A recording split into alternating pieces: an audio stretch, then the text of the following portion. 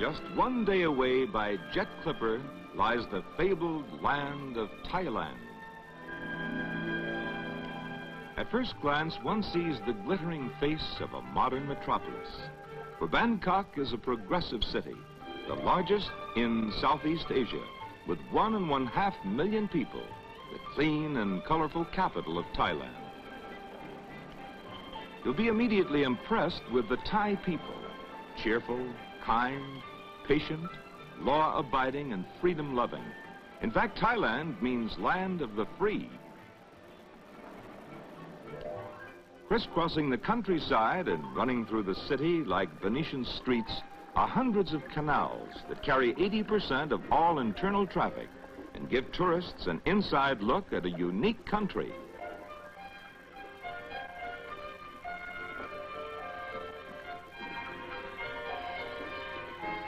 The streams serve as front yards for aquatic bungalows built on stilts. The rivers that branch off in all directions are highways for large and tiny boats, houseboats, motorboats, steam launches, but mostly high-sterned little paddle boats.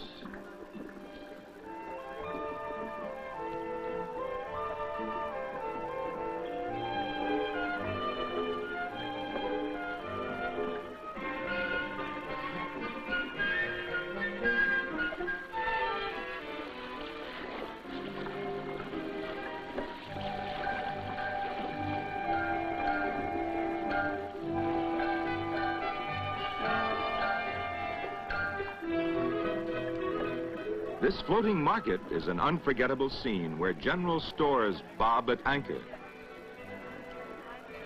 Housewives come to market in their own boats, zigzagging like cars in heavy traffic, trading for everything from household wares and general merchandise to exotic herbs and spices and live chickens and terrapins, shellfish, 18 varieties of bananas, and the meat of the barking deer. And of course, rice, since each person here eats 1 pound of rice every day of his life. The seagoing farmers who float their produce to market look different from the usual men of the soil, but nearly every Thai farmer owns his own land. Agriculture is about 90% of the nation's economy. If you just follow the waterways, you'll eventually see the whole country.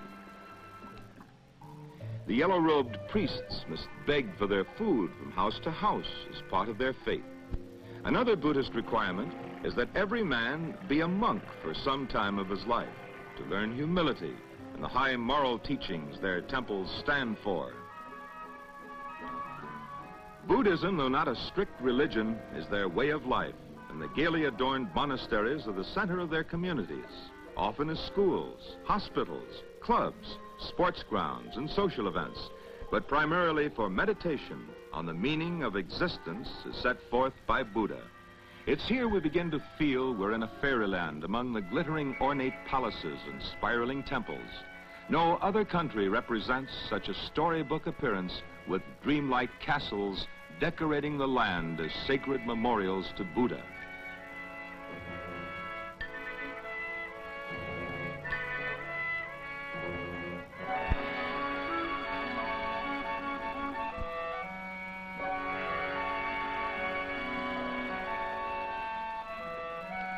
Weird figures hold up the towers. A golden girl of their ancient mythology helps protect the holy grounds from evil. Creatures of all kinds to frighten away the demons. In dancing, too, the forces of good and evil are dramatized.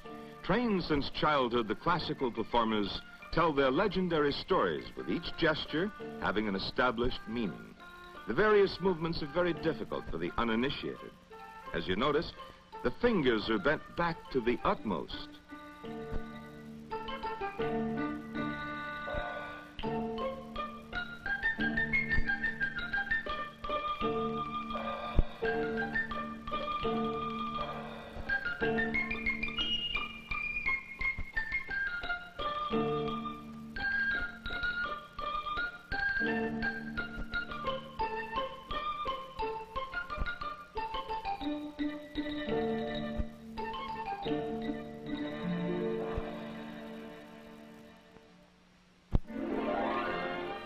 Another place of beauty is found in the young women of Thailand displaying their famous cotton and silk materials designed for their tropical climate.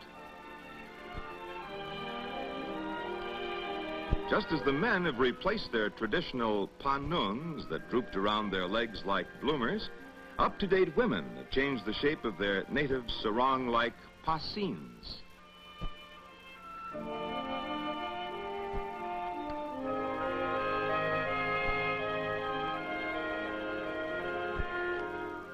The beaches are most inviting, and you can study a variety of types.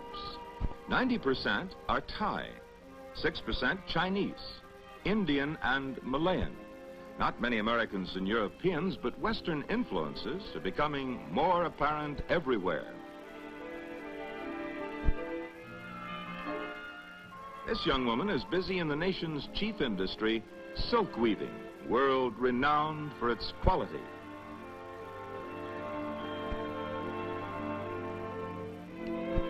In pottery, too, their native artistry produces many masterpieces for visitors. With prices well below most other world markets and their craftsmanship superior, the Siamese have no trouble selling all the objects they can make. Parasols used to be of special significance, not only for shade. Their excellence was a measure of social standing. A bargain hunter's paradise where shoppers can find the unique souvenir or a useful gift. Old Thai porcelain, Nilaware, silverware, bronze products, lacquer woodwork, antiques, leather, gold, jade, and oriental treasures of all kinds.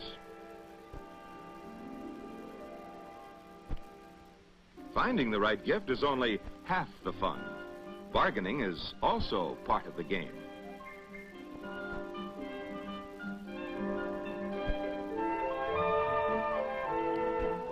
Then one day you discover the perfect present for a particular person.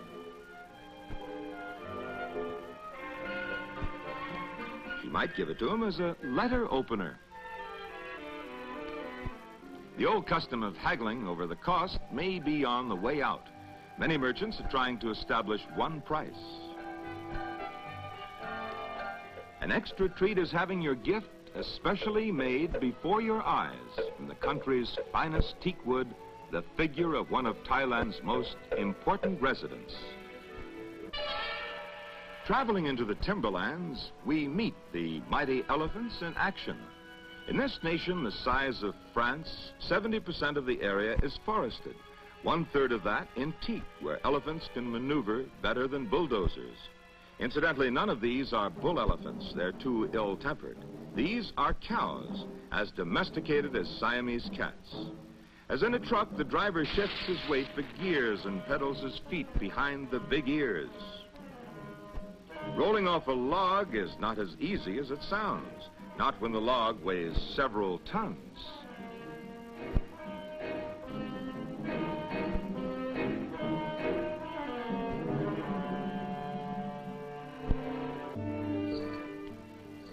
The masculine half of Thailand is not overlooked. In a park near the palace, kites such as this represent Siamese men. Nowhere else in the world are kite flyers such skilled manipulators. Competing with the male kites are frivolous and wriggling female kites. In the ancient game, the girl kites are supposed to entangle the much larger masculine star kite, who swerves majestically through the sky, trying to overpower the women kites.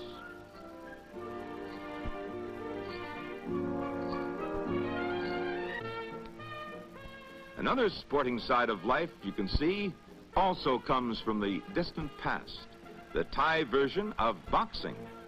Here is the most punishing type of boxing on earth, where elbows, knees, fists, and feet are freely brought into play.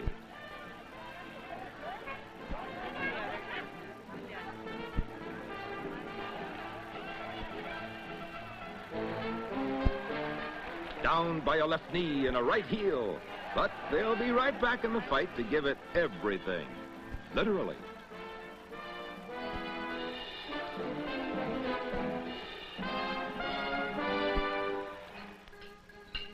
This sort of desperate violence was said to be the cost of living during the 13th century, when these Mongol people moved from the Yangtze Valley southward from China.